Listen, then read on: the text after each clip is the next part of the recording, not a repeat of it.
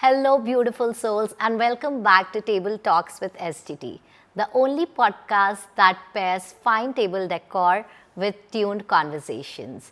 I'm your host, Anmol Agrawal, and today we have the one and only Anushuya Kamalia with us, who is a yoga coach, a pranic healer, a mom blogger, a lifestyle influencer, and the social media sensation. So, yes, let's welcome Anushuya. Hello, Anushuya. Welcome on the show. Thank you, Anmol, for inviting me here. And it's a pleasure to be here, and I'm super excited. Thank you so much. So, Anushuya, please tell us, what is your relationship with yoga? My relationship with yoga is that of a love-hate relationship. Love, love, love, because it's done all the good things that I can ever imagine with my body internally plus externally. And hate because it always puts me in a position where I realize how rigid I still am and where I need to keep working. And it's not always about peace and perfect poses. Okay, so what is it about then? It is more about understanding your body every day. Not only your body, even that emotion that runs through you when you don't get to that goal that you want the temperament. to get. Yes, the temperament, that ego, you could name it as. Okay. But that's when you know where to draw the line between your ego and what is supposed to be let go. So true. Yeah. And what is pranic healing? Okay, let me make it very simple. It is basically an energy makeover. Okay. Where you are just cleansing all the dirty, disease, negative, congested, clogged energies that we have within our aura. Okay. And filling it with nourishing, fresh prana. Wow. And you can call it like the magical broom. Okay. Which cleanses out all the blockages in our energetic field. Okay, so you are trying to tell me that through pranic healing, yes, you can balance all the chakras and you can make a person disease free. Pranic healing does do a lot of it by cleansing the chakra, and all the chakras, in fact all our organs are connected to each of the chakras, right, individually. Yes, it can be taken as the sidekick to any of the medical medications that you're taking. So it can power up the healing process with medical help as well. Okay. Yeah. So tell us about the miraculous turning point of your life.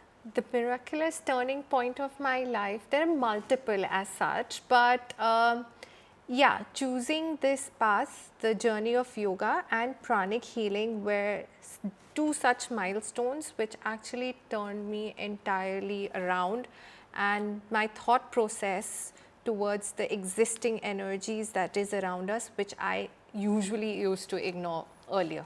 Okay. Yeah. Have you personally witnessed a miracle of pranic healing? Multiple. One such is a cancer patient declared clean in 3 to 4 months. Wow. So, also when she went through chemotherapy, no hair shredding. Okay. And now she's been declared clean. Okay. Also, there are instances where, patients come to me with pain. Okay. And in 15 minutes after the entire pain infection protocol is done under pranic healing protocol, it is just gone. Wow. It just disappears. So you're like a fairy lady walking. Could be. So tell me one thing, does medical science accept pranic healing makeovers? Right now, the Western doctors, scientists, they are getting into more Eastern knowledges, and they're getting into a Vedic knowledge more. They're researching more because they're seeing results. Where has this been invented? Like, pranic healing is an Indian concept or an international concept? So pranic healing came in from Master Kokshui. He's a Chinese healer. Okay. He came to India also to figure out our ancient learnings with chakras. So it is a mix of both Indian and ancient Chinese healing technique. In China, what they do in their team of Olympics, whenever the entire crew is traveling, they also have healers in their team. So that in case of sudden injury, these pranic healers, the chi healers, they actually help them with energies and they instantly get relief from all these pain. Wow. Yeah. Excellent. So please tell me a quote that inspires you every day. That whatever happens, happens for a reason, and not just any reason, but divine reason. Lovely. So do you follow trends or create one?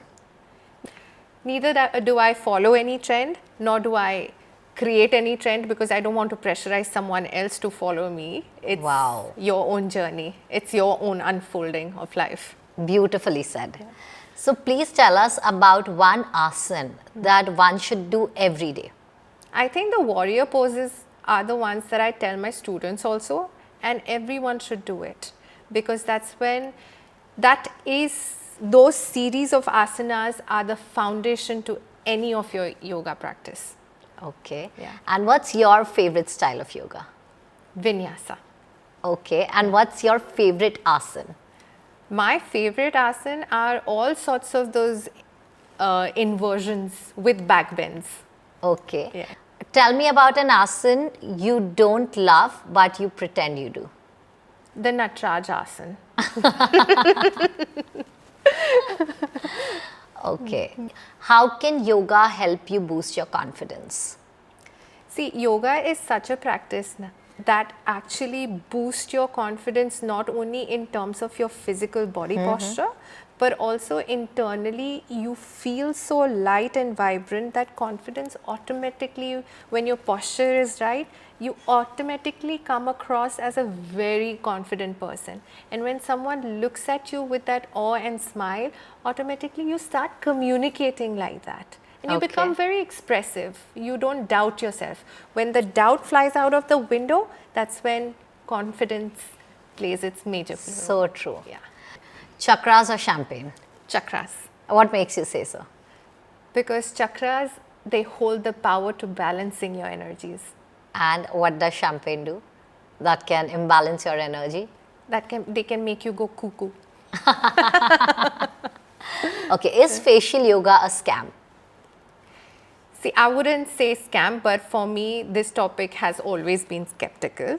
Okay. Because like how body massages can't be named as body yoga, neither can physiotherapy be named as body yoga. Right. It's the same way facial massages can't be termed as So it's just face a new yoga. marketing style to yes, sell up. it's a gimmick. Okay. Because a lot of facial yoga that people come about mention, how they sell, it's always emphasizing on tapping, lymphatic drainage, which happens through stroking. Right. And that's all a part of massage, facial massage. So true. And when you talk about pinching those acupuncture points to make yourself more relaxed, that is actually a part of your acupuncture. Right. And if you talk about facial yoga, about those muscles, it's inculcated or it's designed or it's put into any of those yoga sequences. If your teacher has curated the entire sequence well, already to the rhythm of your breath, you're putting your chin up and down, which is added to a so-called face yoga nowadays. Okay. So can you get rid of acne through pranic healing? Definitely. Acne happens with impurification in the blood.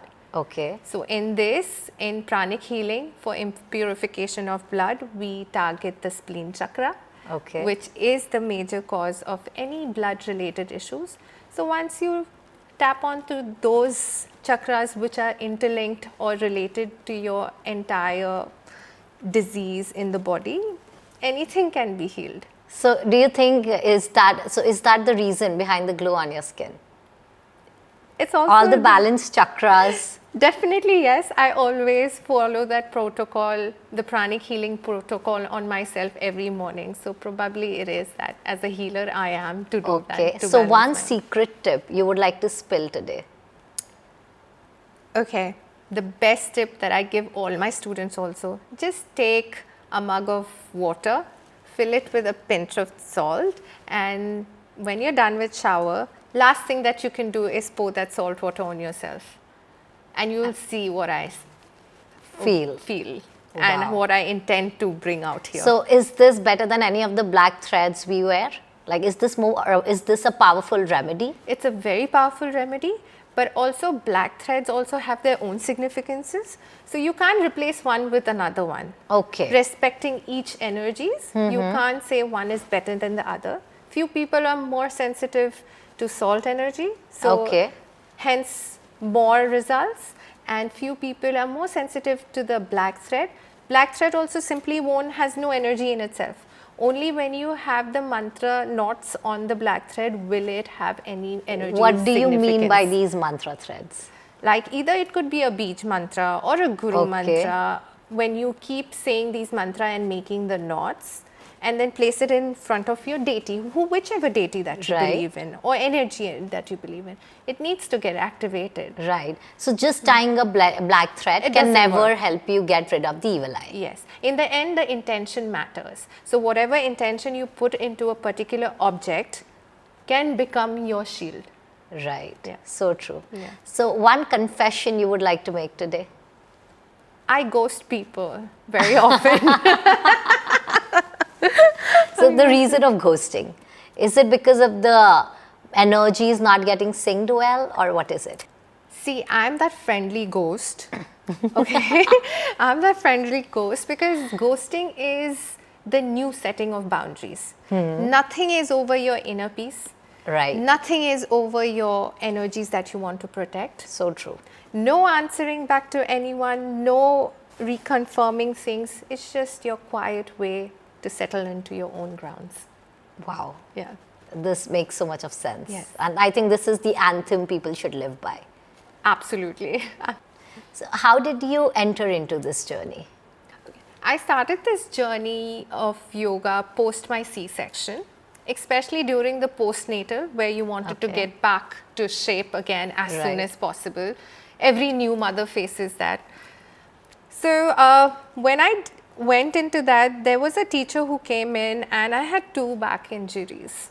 Okay. And that's when got me thinking, I don't want my body so weak and I want to learn more about it. So that's when the anatomical bit came in where I wanted to understand the body, how one can recover entirely with the help of yoga. This inspired me to know more and get into more about how these ancient moves and flows with breath actually helped become a better person, a stronger person, and a more healed version of yourself. Wow. Yeah. So your son was a medium for you to enter into this beautiful spiritual journey. Absolutely. Absolutely. Lovely. So tell me about any podcast, book, or person that has influenced you in your journey. So there's Dr. Ishan Shivanand.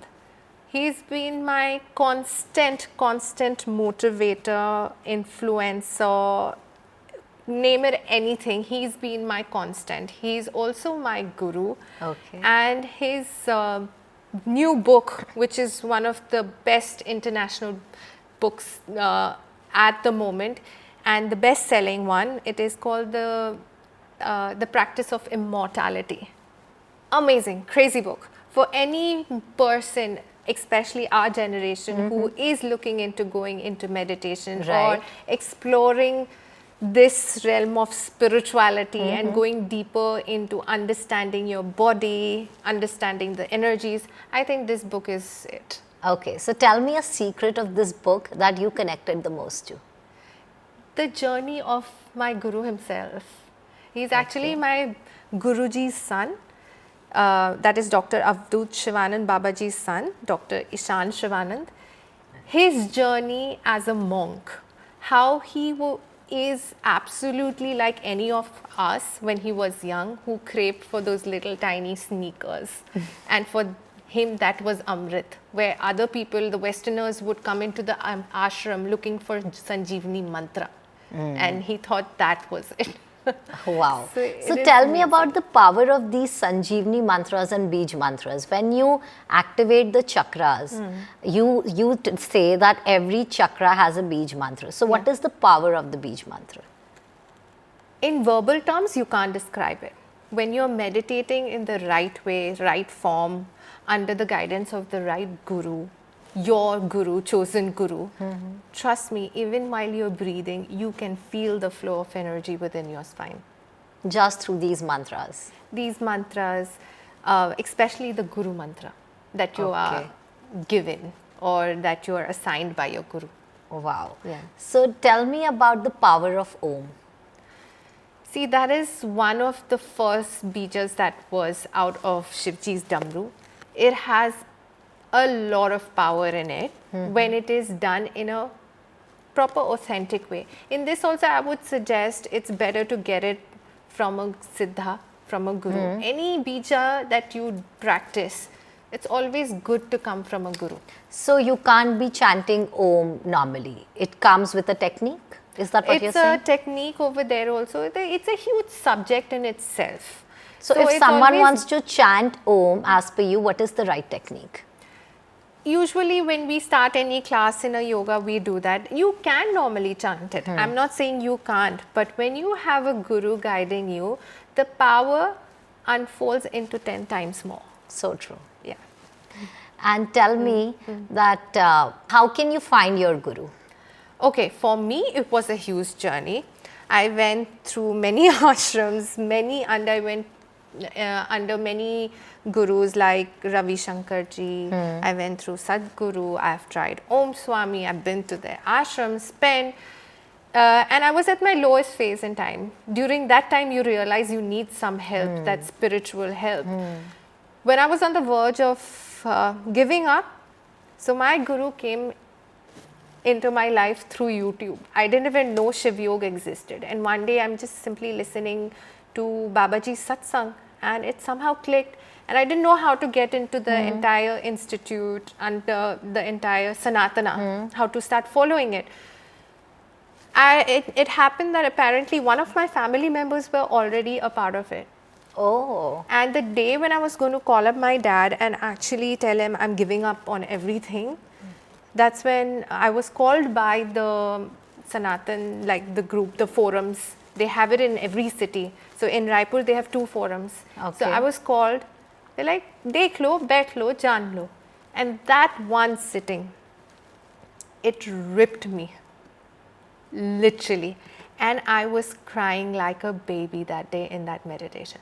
That's when I knew the power of meditation, the way, the technique, the right technique can strip you down from top to bottom. Okay. And does meditation come with the power of directing you in the right path? Definitely, without any doubt. Okay. It will just pave your path no matter where you are. Even if you think that path is wrong, they know it better. This brings so much of optimism Yes, altogether. yes. So is there a right technique of manifestation or affirmation when you connect to these gurus along with the mantras that they give you? Yeah, there is. And it's their technique. Whatever Okay. they tell you, Guru Vakyam is the Param Vakyam. So whatever they tell you, that's your mantra for life. And as you follow without a fail, you'll start seeing how life magically unfolds and things become so much easier. I'm not saying it becomes like a platter of gold. Right. It's life. You have your ups and downs. But those downs don't feel bad.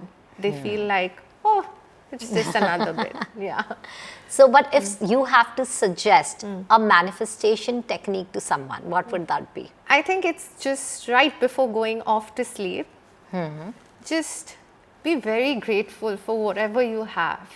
Don't ask, because when you ask, you limit yourself. You limit the universe to give you things according to what you think you want. Right. But there's no limit to it. You never know, you might get something bigger. So just be grateful while you sleep and you see things will just open up your way. Okay, that's nice, interesting enough. Yes. So tell me today, what's your aura color? Mine, it's always between purplish and white. And what does that color speak? It's about divine blessing, divine connection. Lovely. Yes. And what is the orange sindoor that you put here? Does that also symbolize something? So this, because it's to do with the throat chakra. Okay. And this, I always have Hanumanji's sindoor from in the temple when they take off his sindoor, entire kumkum. So I collect that. And then anytime I move out of the house or I'm going for something auspicious, I always put it here. So Very that, nice. you know, somewhere you don't end up hurting anyone, because this is to do with this responsible and or saying anything bad that could affect anyone's energy body. In fact, वाणी निकले तो ऐसा वाणी कि सबको खुश कर जाए. Wow. Yeah. That's so beautifully Yeah. said again. So, Anushuya, please tell me about the power of water. So that's one element which is very powerful, and I follow a ritual where every morning my first glass of water is charged in a way that I hold the glass, because your energy flows through your palms, these minor chakras that you have on your palms. So you hold it, say whatever mantra you believe in, and if you have a guru, you've been given a guru diksha, nothing like it, just hold it, say your mantra, repeat it a few times and drink it, and there would be a huge change in the energy aura in your body. So, if you are loving Anushuya's ideas, don't forget to follow ask_the yogini on Instagram. So, Anushuya, please tell us, can you heal without being unhealed? See, this is a very beautiful question. As long as you're authentic about your healing journey and you're true to your healing journey, there's nothing wrong. It only empowers you and helps you grow as a healer. But you have to be very truthful with the person that you're healing, because it's not only that, you're also empowering others to be on that journey. Right. No one's journey is perfect. Everyone is healing. Right. So you can't lie about that. True. And why to invite bad karmas and what for? Absolutely. Absolutely. What's your take on alcoholic healers and tarot card readers? Okay, very nice question, and let me break it down into a very, very easy, simple way of understanding this entire process. I know many of these healers who are partying will be dead against what I'm saying right now, but let me get to this point. See, a healer needs to be on the highest vibrational platform with the most purest energies within themselves. Right. So take this as an example. Suppose you're tuning into your favorite radio station to enjoy the music, and imagine there is a background sound. Will you have the same kind of or the same kind of enjoyment when you listen to that favorite tune of yours when there is a background noise? It's the same thing with healers. When you are connected, when you are pure, when your diet is sattvic, when you have no substance abuse, which is your alcohol or tobacco in your body, you are vibrating in a very high vibrational frequency. True. So when patients come to you, it becomes very effective, very.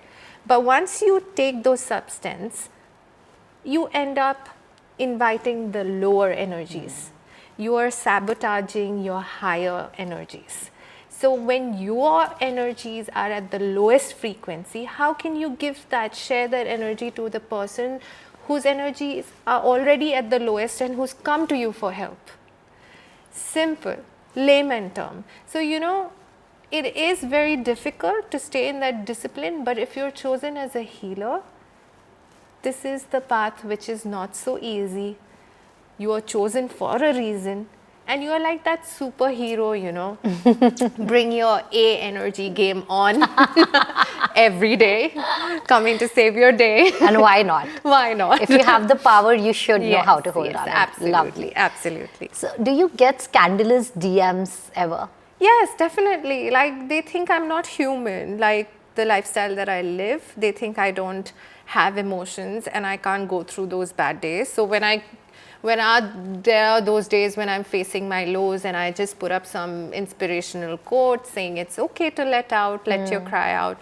There are these DMs coming, oh, your life looks so perfect. How can you have those days? I'm human. I'm human. So true. I have those bad days, and I'm being authentic by showing it out on my story. Nobody's life is at the top always. So there true. are always downs. So have you ever been bullied on Instagram? Not really, not yet. I don't allow. Okay. And bullied for not drinking on social events? No, they've come to terms now.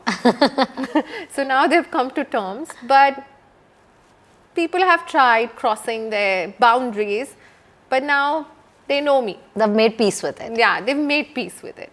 Okay. So tell us about an incident in your personal life which has really helped you achieve a lot from the pranic healing. See, in terms of pranic healing, no, when you start sharing your energies, when you're connected with the divine, any pranic healer for that matter, there's always an angel assigned to you. So when there is an angel assigned to you, and when you're invoking in these divine higher spiritual beings, and especially you're doing your sadhanas, you have your energies are so pure that it also protects the entire family, your businesses. So I have no load on anything, and whatever has to come onto my plate, I let it come. I'm a very easy person. So there's nothing as such, but it has only done good to my family, and I know my family is protected. Wow. Yes. So this is the kind of shield and comfort one needs. Yes, at this age. Okay. So Yeah. is there anything you practice every day to hold on to these energies? My day-to-day sadhana, which Ishan Bhaiya comes every morning at 7 a.m. We have this group sadhana that we do. So people from around the world joins this meeting on Zoom, where we are doing Rudra Lalita sadhana together, about 10,000 of us. So when there is a group prayer which is on, you know, it is 100 times more powerful than a single person sadhana. Excellent. So that's my recharge for the day. Okay. Yeah. And is there any kind of asana which a pregnant lady should practice every day? I think not a asana, but their breathing technique. Being Okay. very mindful with their breath, because that is the prana which more than you, your baby down there who's growing needs it. Okay. Yeah. And asana, according to your trimester, it is designed, or it is modified according to your at that time. Like suppose in your second trimester, if you're uncomfortable with something, so modified according to that. And it differs from person to person. Okay. Yeah. Wow. Yeah. So are you the one who decides that which body will go through what kind of prana? Prana is in the energy, not the energy, but yes, definitely what colors need to be there in a particular chakra, what colors need to be projected for a particular person, for the one particular chakra. One chakra could be overly activated, one could be depleted. So there are protocols for that also, how you can use the color pranas. Okay, so let's say if you're sitting in a room full of people, can you read the color of the chakras by just meeting a person? No, no, because that would be entering into their karmic field, and without your permission, I can't scan your energies. And you have never done this? Never. I wouldn't want to double my karmic. I was tempted to very badly, but then there is a voice behind, don't, karmic 10 times more. So, Okay, not so you at want to all. stay away from these yeah, stay safe. things. Okay. So any kind of asanas which you think are life-changing? See, not any kind of asana or anything, but just show up on your mat, go through physical movement, go through any asana, like move with your body, like move your body with your breath. Just be there, be consistent, and that's all. Every day you don't have to do the same odd asana, because that would be boring, wouldn't it? Okay. And you wouldn't want to show up for the same asana.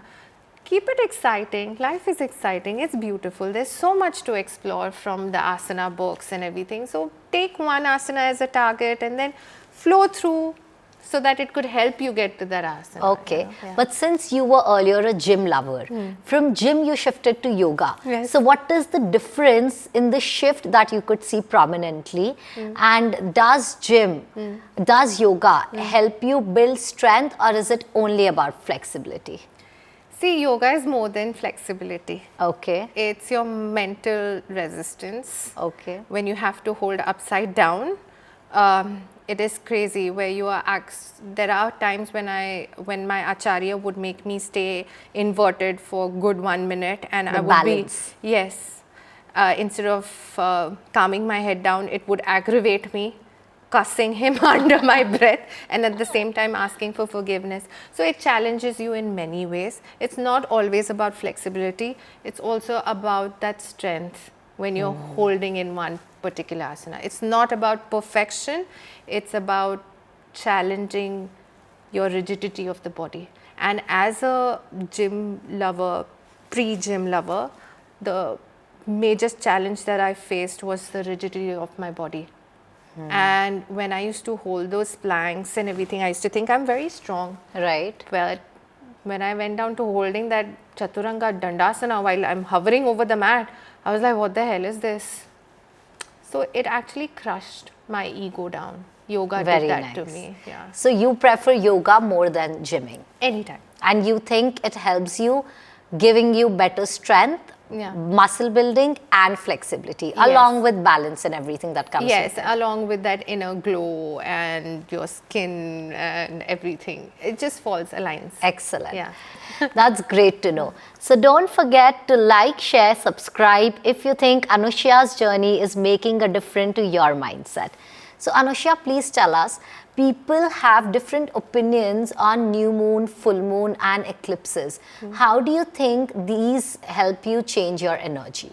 So the biggest spiritual cleansing can be done on a new moon, where you decide to shred out or block out any past traumas or any past relationship that you don't want to hold it, that you decide to let go and welcome all the new energies. Set your boundaries, because that's what will align you to your higher self. Without setting boundaries, it will always put you down, bring you back to the same circle. Okay. Yeah. So do you know any particular incident when you have healed someone on any of these nights and that has brought better results? Yes, one of such incident was the one that I showed you, the jaw. Yeah. She couldn't open her mouth, and then it was one of those full moon days. Okay. Where it's not the evening that I follow the morning time itself. Okay. And miraculously, in about 15-20 minutes, she was able to have her food.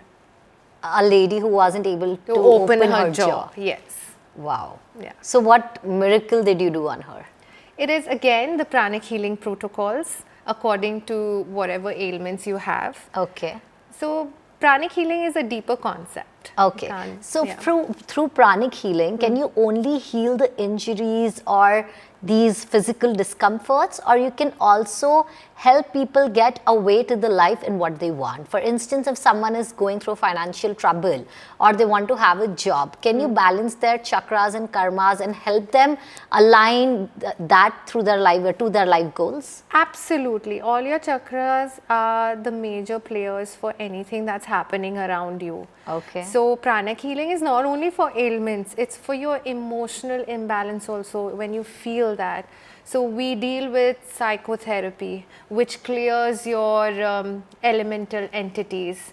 Any couples going through relationship distress, we tap onto those also. And everything, I tell you, everything depends on the way your chakras are functioning. That's So how if you attract. someone wants something in life and if you happen to help them and balance their chakras, you are telling me that they will find a way to what they want. Yes, absolutely. Absolutely. In fact, everything they want to manifest will come 10 times faster to them when they align their chakras accordingly. Excellent. That's so new and good to know. Yeah. So everyone needs to do is come to you, get the chakras aligned and have a way to a happy life. Yes, one-stop solution. So are you a beach person or a mountain?